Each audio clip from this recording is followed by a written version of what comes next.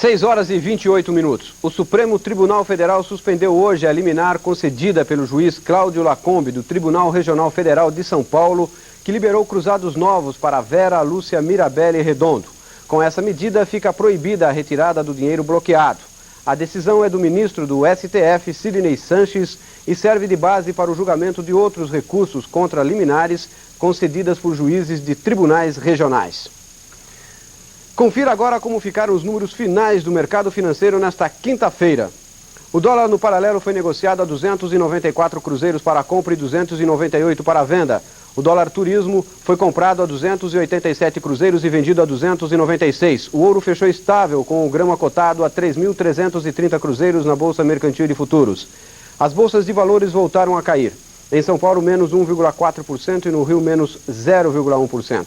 O rendimento para amanhã da caderneta de poupança vai ser de 9,10%. A taxa referencial diária foi fixada em 0,3986%. O Tribunal Regional do Trabalho acaba de julgar abusiva a greve dos motoristas e cobradores do ABC. Eles devem retornar ao trabalho imediatamente. O tribunal determinou também o pagamento dos dias parados e manteve a estabilidade no emprego por 60 dias. Os motoristas e cobradores estão parados desde segunda-feira, reivindicando 48% de aumento salarial. Por causa da greve, cerca de 1.200.000 pessoas estão sem transporte coletivo no ABC.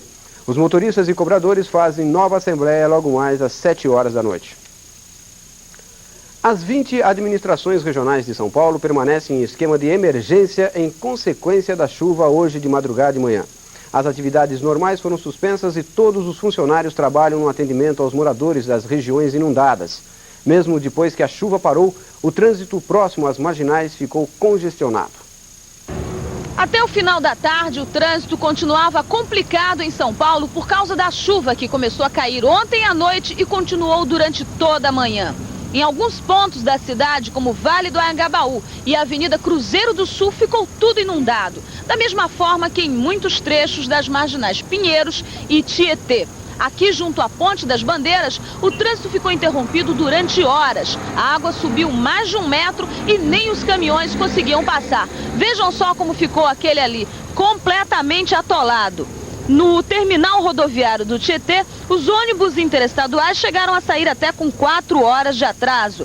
No terminal Barra Funda, que atende ao norte do Paraná, houve atrasos de até 5 horas. Mas quem perdeu o horário de embarque por causa da dificuldade de chegar aos terminais não deve se preocupar. A assessoria de imprensa do terminal Tietê informa que basta ir até o balcão da empresa que a passagem será trocada. Lúcia Almeida para o Repórter Cultura.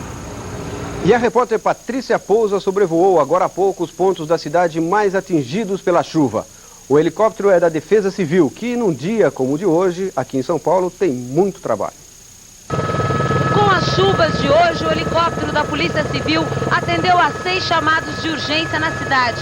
Foram casos como o de uma mulher que estava em trabalho de parto, que foi removida da Casa Verde, na Zona Norte, para o Hospital das Clínicas. 2 crianças com pneumonia em estado grave, que ficaram presas numa ambulância na Marginal Tietê e que foram levadas para o Hospital Bom Jesus de Guarulhos. E 2 militares que foram transportados do Hospital da Aeronáutica no Campo de Marte para o aeroporto de Congonhas. O horário mais crítico foi entre 10 da manhã e 1 da tarde, mas mesmo 4 horas depois, a situação ainda era crítica. A Marginal Tietê estava completamente congestionada. No ponto máximo da enchente, o engarrafamento chegou a mais de 10 quilômetros de extensão. A Avenida Silva Jardim, uma das principais do bairro do Pari, no centro, continuava alagada. Na rua Miguel Capalbo, também no Pari, alguns moradores eram socorridos por um barco. Muitos carros permaneceram presos em pontos isolados. A Zona Norte foi a região mais atingida pelas enchentes. Na Vila Guilherme, as ruas ficaram tomadas pela água e o tráfego de veículos impedido no local. E depois de tanta chuva hoje, vamos agora à previsão do tempo para amanhã. Céu nublado com pancadas ocasionais de chuva e períodos de melhoria na capital e no litoral. Para o interior do estado, a previsão é de tempo bom, com sol e muitas nuvens no céu.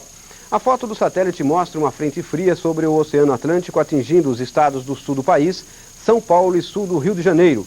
Áreas de instabilidade aparecem sobre quase todo o território brasileiro. Tropas soviéticas invadiram hoje 2 clubes esportivos e 2 aeroportos na Lituânia, como parte de uma estratégia para reduzir a autonomia da República Báltica.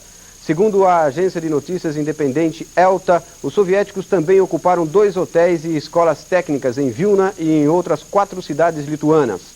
Na última segunda-feira, o comandante das forças soviéticas no Báltico havia prometido acabar com essas intervenções militares no país. E vamos agora às últimas informações sobre a situação do trânsito aqui em São Paulo. Ainda há muita água debaixo da Ponte das Bandeiras, nos 2 sentidos da Marginal do Tietê. Só os caminhões conseguem passar. Debaixo da Ponte da Anhanguera, sentido Lapa-Penha, também continua inundado. O trânsito está bastante complicado na região central. Na Vila Guilherme, Zona Norte, um prédio foi interditado na rua Mândio Monteiro, número 317, porque ameaçava desabar. Um galpão industrial caiu no Jardim Luso, em Santo Amaro, mas ninguém ficou ferido. Fique agora com a aula 25 do curso Francês em Ação. O Repórter Cultura volta logo mais às 8h25 no intervalo do Matéria-Prima. Até lá.